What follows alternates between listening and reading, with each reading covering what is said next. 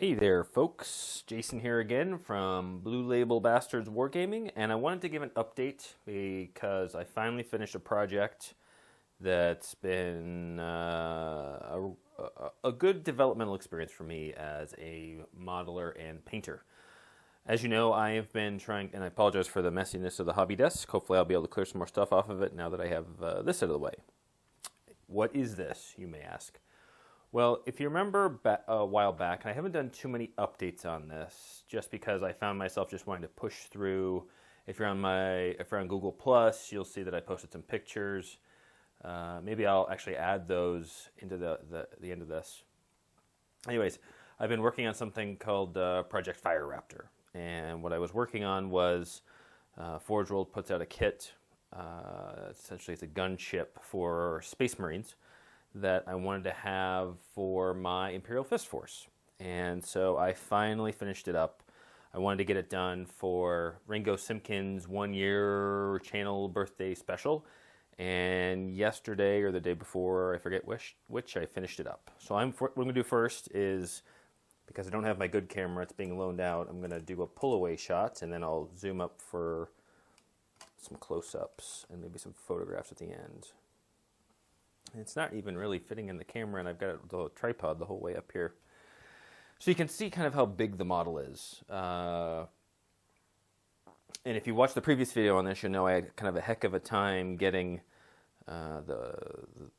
there's a lot of warpage and gaps, and so I spent a lot of time filling it with actually Bondo, not green stuff, red Bondo. Not the kind that you have to mix, but the stuff just right out of the tube. I saw that on Steve Neal's Garage, and I ended up so I had to fill in a lot of the gaps that way. But overall, I'm really pleased with the model. I also did tried out something new. I added some lighting, so let me see if I can show that here. I went on to what's the name of the company? I suppose I should give them a plug because they did a pretty good. They did a pretty good setup for intro, folks. Powered Play Gaming.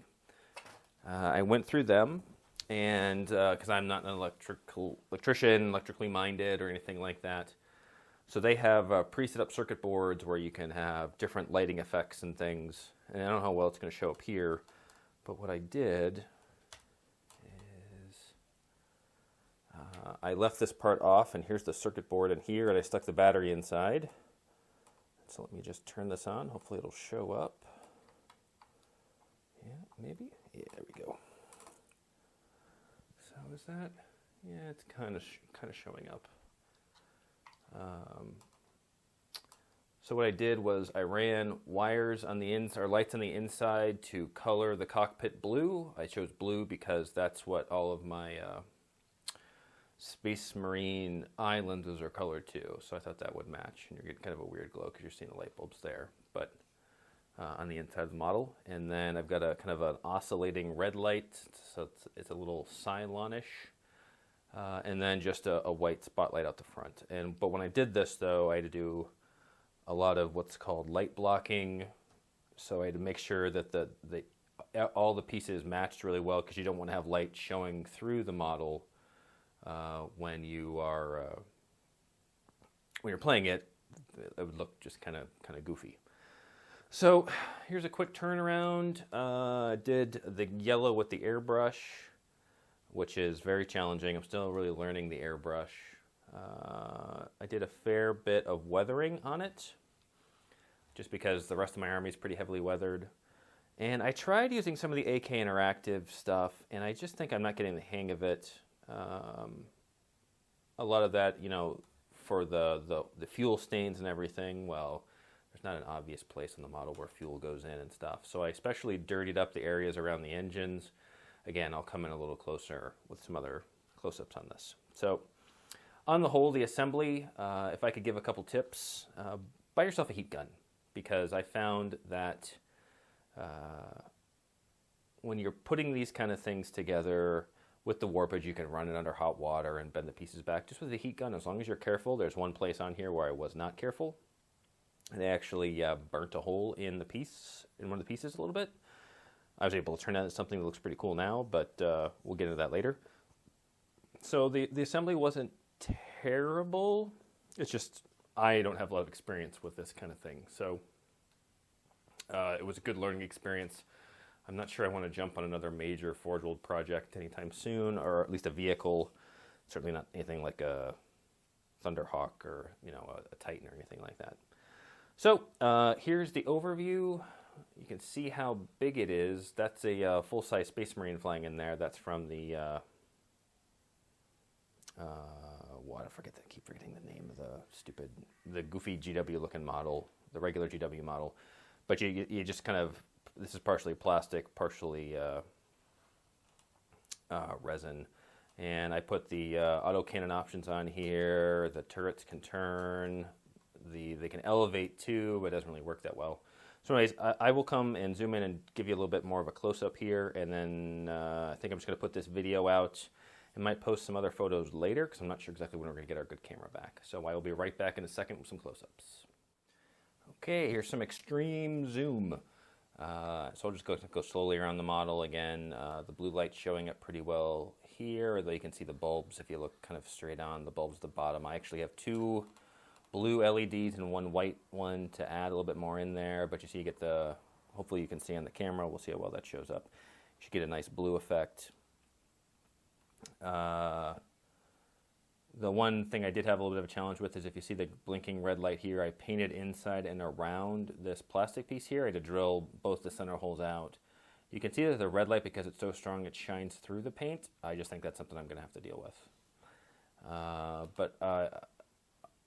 On the whole, I really like how it turned out. You can see there's a little bit of battle damage. As you go around the model, you'll see the nice mix between the black and the yellow.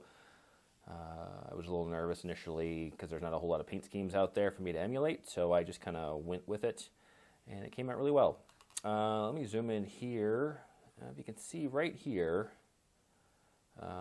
this was a part of this is all resin here, and then this is plastic up over the top. Getting those two pieces to join was a real hassle, and so I left the heat gun in this place a little bit too long and ended up melting this part of the resin here a little bit. But what that allowed me to do was to do like a big shell impact, and I'm not sure how well it's showing up here, but it actually looks pretty authentic. And the pilot, if you look back here, he is actually looking to the right, like, holy shit, I just took a hit in the side there. So it looks pretty good. It looks really good up close. Did a fair bit of decaling, not a tremendous amount, I think. Of course, had to go with the Thunderbolt. Why do you say that, of course? Well, any aircraft with that kind of gun on the front, of course, it's going to emulate the American A-10 Thunderbolt, otherwise known as the Warthog, which unfortunately is going out of service, but is probably the best close-to-air support aircraft out there. So that's why I went with that. And then just some... In fact, I'll just pull this off the stand. The one thing I don't like about this model is this. They just give you the regular GW flying base, and it's really... This is a heavy model, and so I'm going to have to buy one of the resin... the big, thick polyacrylic or whatever, the post that you have to attach something separate to the bottom of the model on. Because it wobbles so much, I'm afraid, because it's such a heavy model that it's going to fall over someday, and I'll be very upset. So anyways, use the Forge World decal set for the Imperial Fists, and there's a close-up of the turret. Gaming-wise, I probably should have gone with the, it comes with options for the autocannons or the quad heavy bolters. Probably gone with the heavy bolters, so I thought about it again. But these look pretty cool. And you've got the engines and missiles. And I'm pretty pleased with how the airbrushing came out. Hopefully I've got some tonal differences in there, between kind of the center parts, which are a little bit lighter colored. Hopefully it gives it some depth. And then the wings, I ended up putting the Black Templar iconography on there to reflect that these guys fly with the Templars as well.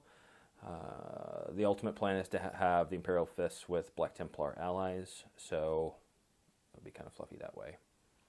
And then we'll move around the back here. I don't know if you can see here, I tried to have some heat discoloration on the exhaust, and I'm not sure how well it's going to show up here. What I did was I painted a bolt gun and then washed it with a mix of red and dark blue shades from GW to try to get that discolored effect. And it turned out okay. There's stuff you can do with an airbrush, but I was just airbrushed out at that point. And then the top here, you can see I used some of the AK Interactive.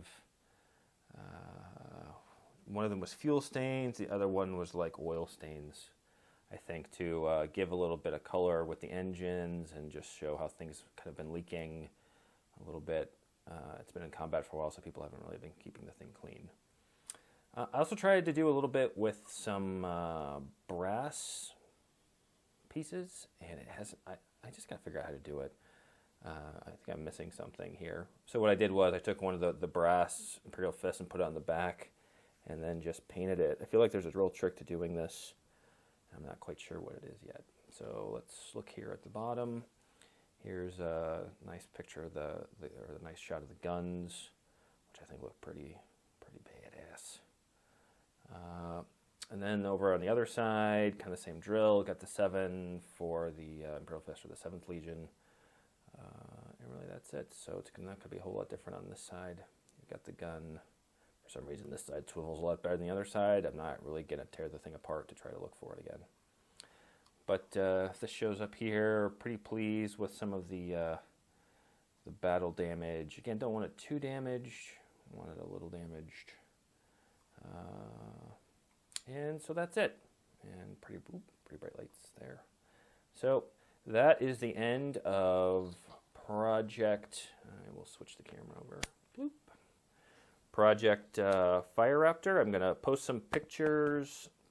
I just want to get this video out just so I can say it's done, and I haven't posted much on my videos or my YouTube channel of late, so I'll get that out. But on the whole, pretty pleased with the project. This is probably the toughest thing I've ever done. It's one of the best things I've ever done as far as a vehicle goes. So all in all, pretty pleased. I think it matches well with the rest of the Force in terms of coloration. That was always a worry for me because I painted everything else except for the Vindicator as a slightly different, or I did it with a brush, whereas this was with an airbrush and with airbrush paint. So it looks pretty close. It's definitely a lot lighter than the Vindicator. The Vindicator ended up being a little bit too dark, in my opinion. I went a little bit overboard with weathering, but what are you going to do? So hope you guys liked the video. I will start now working on these guys. I did the other video on here's Lysander. I haven't done anything more with my Assault Terminators and Lysander since I wanted to get this done, but they're going to be next on the project, and then I'm pretty much done. I've got a couple more things to finish up with the Force, and then I've got to get rolling because I only have a couple months left in Vienna. I want to try to get some games in with my buddy Mike. So, hope you guys are having a great weekend, and we'll talk to you soon.